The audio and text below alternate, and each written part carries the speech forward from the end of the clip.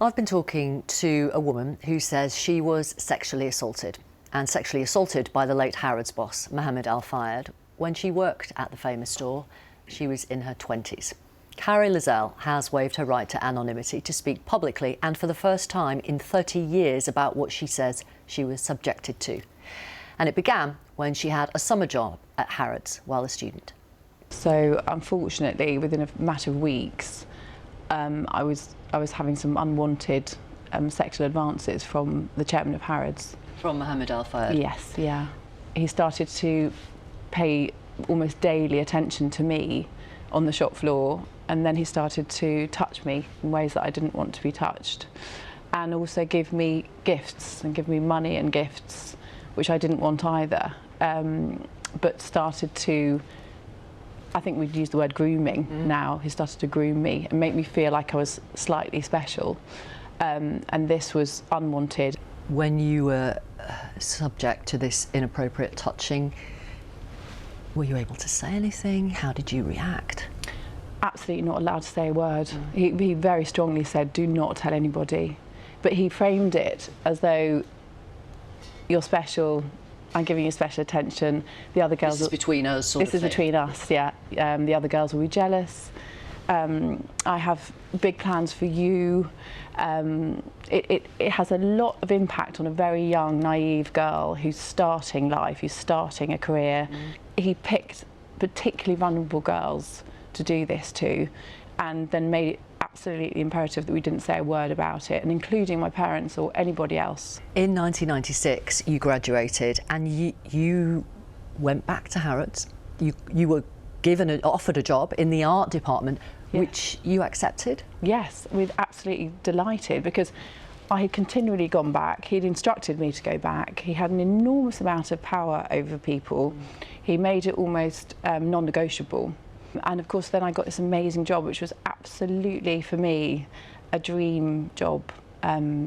Drawing, creating the visuals, drawing all the images for the Christmas events and all the seasons, and it was wonderful, and I was so delighted with the work. I loved the work. Right. Even though you had experienced what you say was this unwanted touching, this inappropriate behaviour, sexual assault, we call it. Absolutely, and this is what's so probably difficult for people to understand, but at the time, first of all, very young, very naive. It was a very different era, 30 years ago.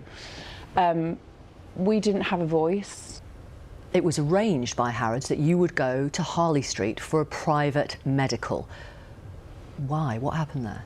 So a medical, all expenses paid by the company, seems like actually a wonderful thing, but when you get there and you find it's pretty much all of it centred on gynecological testing, which is not appropriate and not necessary and not needed, it's too late to change your mind, it's too late to question. So that kind of testing, that kind of medical examination of a young woman, which I'd never experienced before, was not acceptable.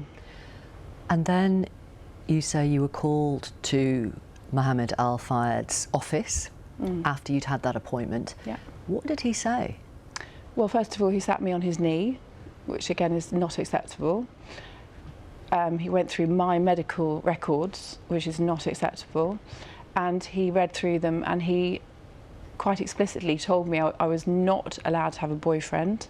Oh my God. The only boyfriend I was allowed to have was him. All with a smile and a wink and a slight unnerving humour, which you couldn't really read him. Some women have talked about the fact that Al Fayed brought them to his apartment where they say they were sexually assaulted and in some cases raped. And you have your own experience of being summoned there or invited there. Yes, but he said he had special late night work for me.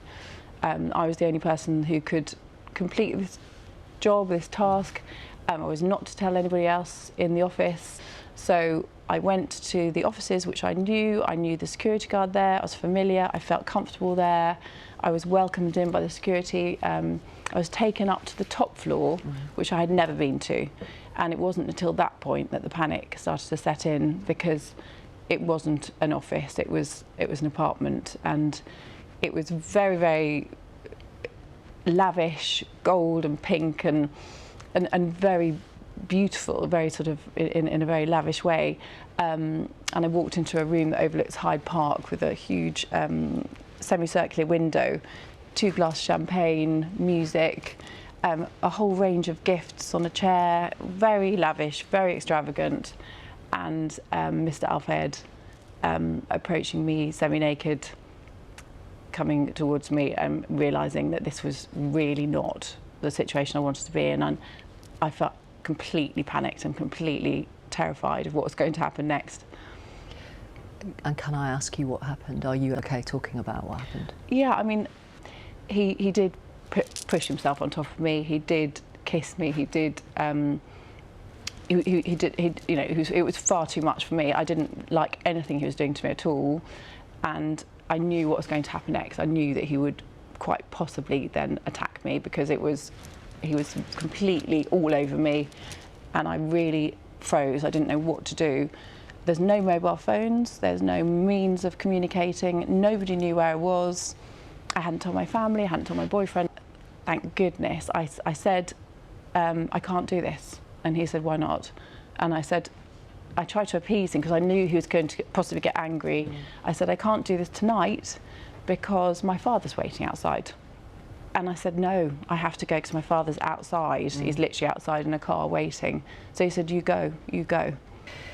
There have been, as you know, around 400 allegations of sexual assault, sexual misconduct made against the late Mohamed Al Fayed.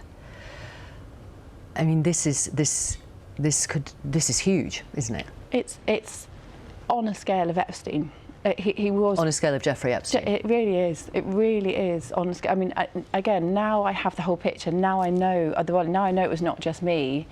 It's actually quite empowering, because I think if we can have as many voices, as many women who can stand up and say, this happened to me, on whatever scale it happened, every story is just as important, because he had a systematic way of doing this. He planned all of this. He groomed us. He physically checked us, our health. He checked everything about us in order to do what he wanted to do with us. And it really, really is a vile, decades of abuse of women from one man. It's not acceptable.